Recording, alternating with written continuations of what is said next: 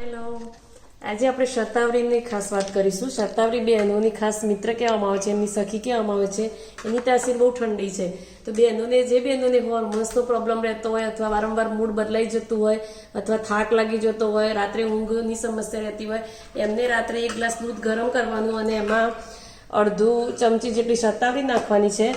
અને આ અશ્વગંધાનો પાવડર છે, તેનો પણ સ્વાદ તુરો હોય છે, પણ એમાંથી કેટલો 1 ટીસ્પૂન કરતાં પણ ઓછો એ પાવડર જોડે લેવાનો હોય છે.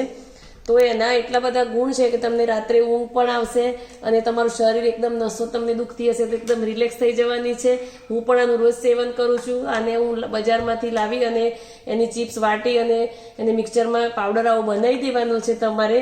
તો તમે પણ આ ટિપ્સ ટ્રાય કરજો, જેનાથી તમને ફાયદો થવાનો છે. તો તમારે કેટલું માત્રામાં લેવાનું છે? આ રીતના આટલી માત્રામાં લેવાની છે શતાવરી અને આટલી માત્રામાં લેવાની છે અશ્વગંધા, અને બંનેને મિક્સ કરી અને પછી તમારે આને પી જવાનું.